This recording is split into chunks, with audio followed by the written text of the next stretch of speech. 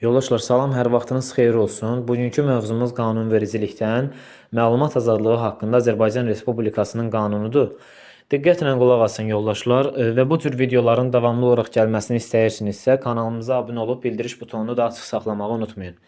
Deməli yoldaşlar, bildiyimiz kimi Konstitusiyanın 50-ci maddəsinə uyğun olaraq məlumat azadlığı hər kəsin istədiyi məlumatı istədiyi şəkildə yox, qanuni yollarla axtarmaq, əldə etmək, ötürmək, hazırlamaq və yaymaq azadlığı vardır.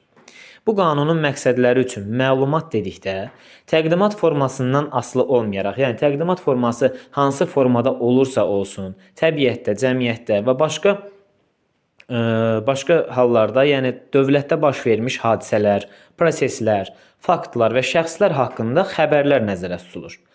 Yoldaşlar, hər kəsin məlumat əldə etmək üçün müraciət etmək hüququ vardır.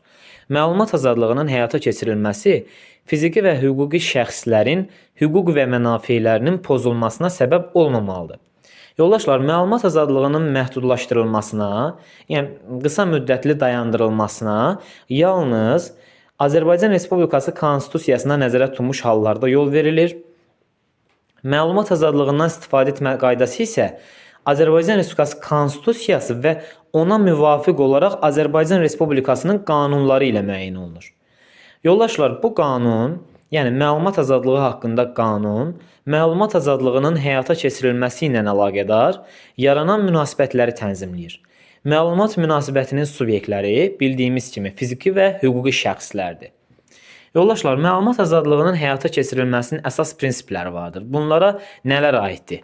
Məlumat azadlığının təmin olunması, məlumatın açıqlığı və onun mübadilə edilməsinin azadlığı, məlumatın obyektivliyi, tamlığı və həqiqiliyi, yəni doğruluğu, yəni tam şəkildə olması və həqiqiliyi, yəni doğruluğu, məlumatın axtarılmasının, əldə olunmasının, istifadə edilməsinin, yayılmasının və qorunmasının qanuniliyi, yəni qanuna uyğun olaraq əldə olunması, axtarılması, istifadə olunması, yayılması və qorunması, bunların qanuniliyi, hər kəsin şəxsi və ailə həyatının sirrinin saxlanılması, bir də şəxsiyyətin, cəmiyyətin və dövlətin təhlükəsizliyinin qorunması. Yoldaşlar, məlumat əldə olunması üçün bir sıra təminatlar vardır. Ümumiyyətlə, məlumatın əldə edilməsi aşağıdakı yollarla təmin edilir. Dövlət hakimiyyəti orqanlarının və bələdiyyələrin, yəni yerli özünü idarə etmə orqanlarının öz fəaliyyətləri ilə və qəbul olunmuş qərarları barəsində məlumatlar verməsi yolu ilə, dövlət hakimiyyəti orqanlarında məlumatın əldə olunması üçün informasiya xidmətlərinin yaradılması yolu ilə, statistik məlumatların, kitabxanaların, arxivlərin və muzeylərin fondlarından, habelə informasiya sistemlərindən maneəsiz istifadə etmək yolu ilə, vətəndaşların həyatı və sağlamlığı üçün təhlükə yaradan fövqəladə hallar, təbii fəlakətlər və qəzalar barəsində əhaliyə dərhal məlumat verilməsi ilə, dövlətin təhlükəsizliyinə xətər yaradan fövqəladə hallar barəsində əhaliyə dərhal məlumat verilməsi yolu ilə, mediada, o cümlədən mətbuatda dövlət senzurasına yol verilməməsi ilə, normativ hüquqi aktların qanunvericilikdə nəzərdə tutulmuş qaydada, yəni məlumat azadlığı haqqında qanunda nəzərdə tutulmuş qaydada əhalinin nəzərinə çatdırılması yolu ilə. Deməli yoldaşlar, qanunvericilikdə nəzərdə tutulmuş qaydada məlumatları əks etdirən sənədlər və başqa daşıyıcılar, media subyektlərinin məlumatları, açıq çıxışlar, məlumat mənbələri hesab olunur. Yoldaşlar, məlumat mənbələri dedikdə, məlumatı əks etdirən sənədlər, başqa daşıyıcılar, media subyektlərinin məlumatları və açıq çıxışlar nəzərdə tutulur. Yadda saxlayın. Bu da qanunvericilikdə nəzərdə tutulmuş qaydada hesab olunur, məlumat mənbəyi. Yəni, testdə yaza bilər ki, media subyektlərinin məlumatı, açıq çıxışlar, məlumatı əks etdirən sənədlər və başqa daşıyıcılar məlumat mənbəyi hesab edilir. Bu yanlışdır. Qanunvericilikdə nəzərdə tutulmuş qaydada bunlar məlumat mənbəyi hesab olunur. Yəni, başqa hallarda yox. Yəni, olmaya da bilər. Deməli, yoldaşlar, məlumatın əldə olunması ümumiyyətlə müvafiq qanunvericiliklə müəyyən olunmuş qaydada. Müvafiq qanunvericilik, yəni məlumat azadlığı haqqında qanunu nəzərdə tutur, yoldaşlar. Müvafiq qanunvericiliklə müəyyən olunmuş qaydada və üsullarla həyata keçirilir. Əldə olunması qaydasına görə məlumat açıq məlumata bölünür, bir də ki, alınması məhdudlaşdırılan, alınmasına qadağa qoyulan məlumata bölünür, yoldaşlar.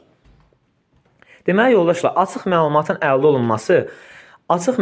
əldə olunması bir sıra yollarla təmin olunur.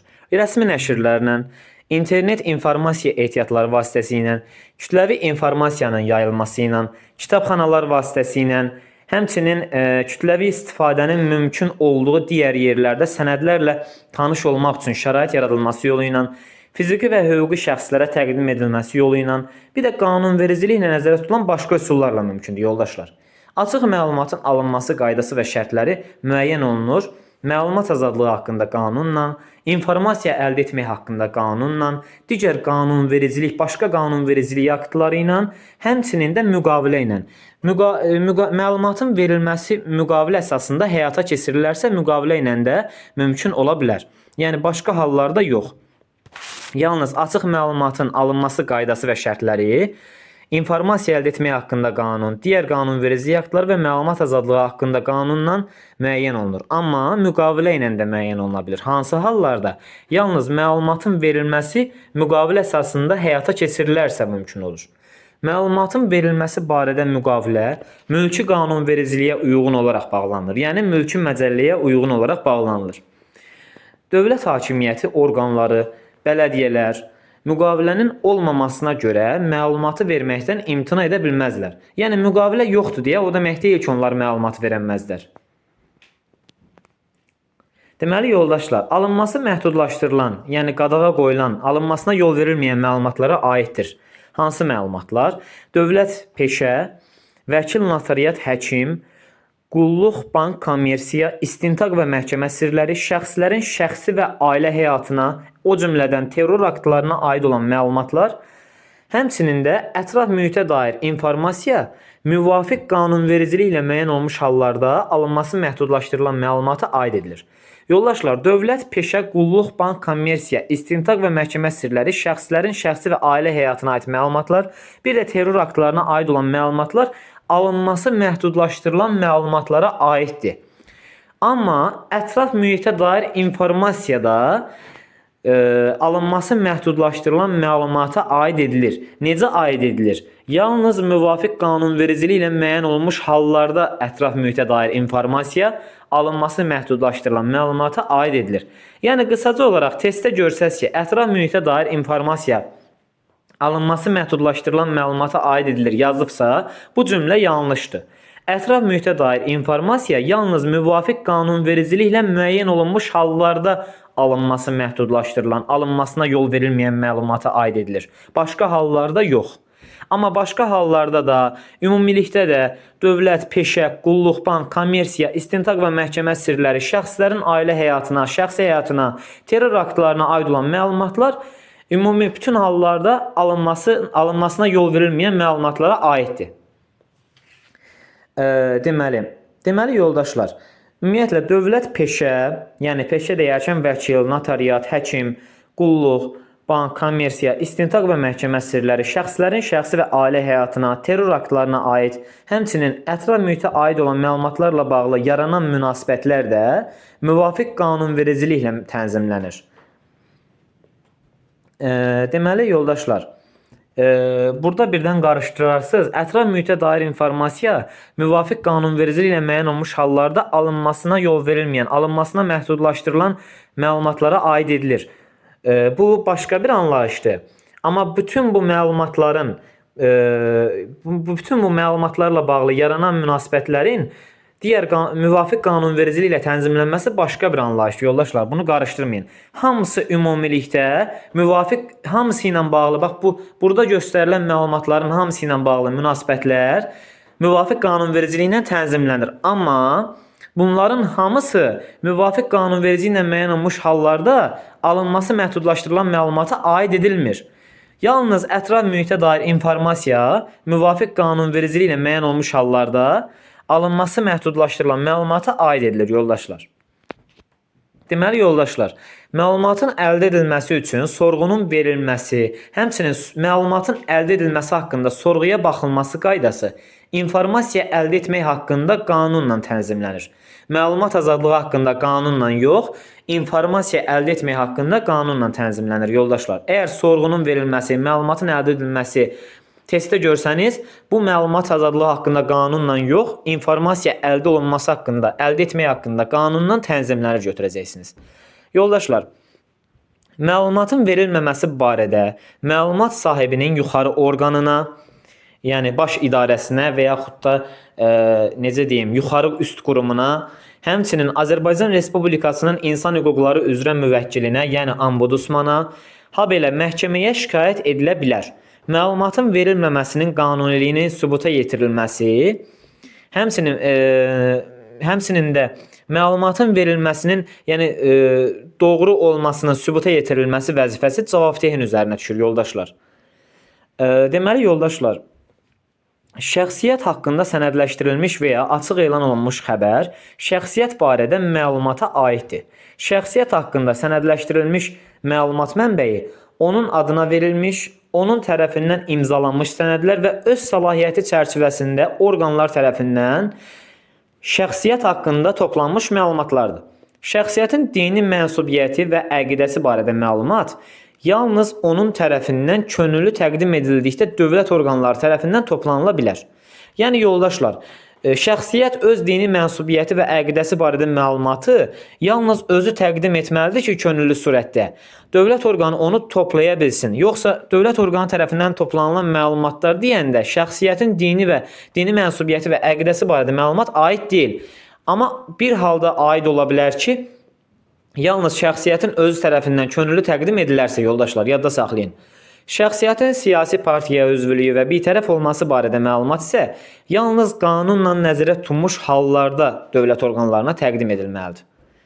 Başqa hallarda mümkün deyil. Yəni, bütün hallarda təqdim edilməlidir deyə bir anlayış yoxdur, yoldaşlar. Yalnız qanunla nəzərdə tutulmuş hallarda şəxsiyyətin siyasi partiyaya üzvlüyü barəsində, bitərəf olması barəsində məlumat dövlət orqanına təqdim olunmalıdır. Amma başqa hallarda, bütün hallarda ola bilməz. Deməli, yoldaşlar, şəxsiyyət haqqında məlumat qanunla müəyyən olunmuş qaydada toplanır, işlənir və mühafizə olunur. Məlumatın aldatma, hədə-qorxu və yaxud da başqa qanunsuz vasitələrlə toplanması qadağandır, yoldaşlar. Qanunla müəyyən olunmuş qaydada əməliyyat axtarış fəaliyyəti zamanı əldə olunan məlumatlar, habelə cinayət işinin istintaqı ilə əlaqədar toplanılan məlumatlar istisna olmaqla, şəxsiyyətin onun haqqında məlumatın toplanması ilə əlaqədar aşağıdakı hüquqları var. Yəni ki, bu sadalayacağımız hüquqlar cinayət işinin istintaqı ilə bağlı toplanan məlumatlarda, həmçinin də əməliyyat axtarış qanunla müəyyən olunmuş qaydada əməliyyat axtarış fəaliyyəti zamanı əldə olunan məlumatlara aid deyil. Yəni, o hallarda, bu sadaladığım iki halda şəxsiyyət onun haqqında məlumatın toplanması ilə əlaqədar hüququ yoxdur. Hüquqları, yəni belə deyim də, məhdudlaşır. Amma aşağıdakı bu hüquqlar ki var, məsələn, onun haqqında toplanan məlumatlara tanış olması, məlumatın toplanması vaxtı onun haqqında toplanan məlumatın hansı məqsədlə necə, həmin məlumatın kim tərəfindən istifadə olunmasını bilmək, məlumatda dəqiqləşdirmələr aparılmasını tələb eləmək və şəxsiyyətin həmçinin də onun haqqında məlumatın toplanması ilə bağlı fərdi məlumatlar haqqında qanuna müvafiq başqa hüquqlar da var. Amma bu hüquqlar məhdudlaşa bilər. Hansı hallarda?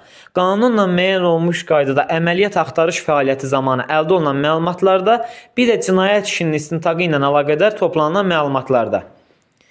Deməli, yoldaşlar, qanunvericiliyə müvafiq surətdə dövlət orqanlarının topladığı məlumatların kənar şəxslər tərəfindən əldə olunmasına yol verilmir.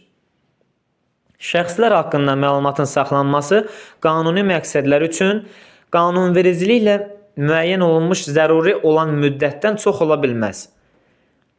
Deməli, yoldaşlar, qanunvericilikdə nəzərə tutulmamış hallarda gizli şəkildə məlumatın alınması üçün nəzərdə tutulan texniki vasitələrdən istifadə etmək, həmçinin post və teleqraf göndərişlərini yoxlamaq, telefon danışıqlarına qulaq asmaq qadağandır, yoldaşlar.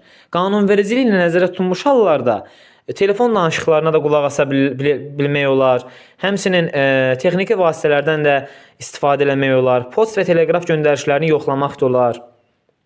Amma qanunvericiliklə nəzərdə tutulmamış hallarda bu mümkün deyil, qadağandır. Əməliyyat axtarış tədbirləri keçirilən hallar istisna olmaqla, şəxsin onun xəbəri olmadan və ya etirazına baxmadan media subyektlərinin nümayəndələri və başqa şəxslər tərəfindən izlənilməsi, video və foto çəkilişinə, həmçinin səs yazısına və sair hərəkətlərə məruz qalması qanunvericiliklə müəyyən edilmiş məsuliyyətə səbəb olur. Amma əməliyyat axtarış tədbirləri keçirilən hallarda bu dediyim yanaşma mümkündür. Yəni hər hansı bir məsuliyyətə, hər hansı bir qanunverici ilə müəyyən olunmuş məsuliyyətə səbəb olmur.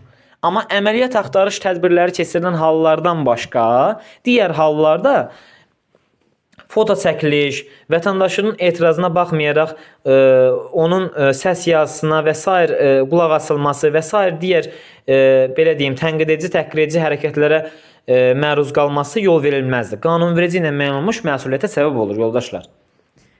Yoldaşlar, həmçinin də bu qanunun tələblərini pozan şəxslər qanunvericiliyə müvafiq olaraq məsuliyyət daşıyırlar. Qanunla müəyyən olmuş məsuliyyət yox. Qanunvericiliyə müəyyən olmuş məsuliyyət daşıyırlar yoldaşlar. Bura qədər yoldaşlar, növbəti mövzuda görüşənədək sağ olun, salamat qalın.